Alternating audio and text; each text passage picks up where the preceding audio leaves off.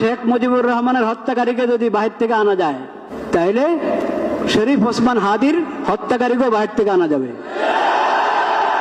খালি গণতন্ত্রের নাম নিয়ে মানুষকে শান্ত করা যাবে না। মানুষ দেখেছে গণতন্ত্র, যতদিন আল্লাহর বিধানের কথা বলতে লজ্জা পাবেন, দেশে শান্তি আনতে পারবেন না।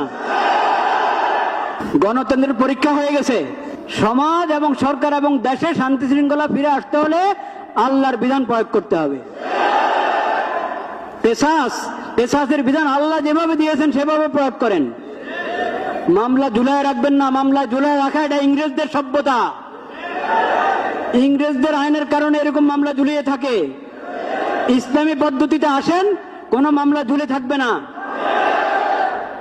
ইসলামের দণ্ডবিধি এবং ইসলামের কেসাস যদি প্রয়োগ করতে পারি আমরা সাহস করে, তাহলে ইনশাআল্লাহ সমাজে পূর্ণ শৃঙ্খলা এবং শান্তি নিরাপত্তা ফিরে আসবে। আল্লাহ রাব্বুল আলামিন সেই তৌফিক নসিব করেন।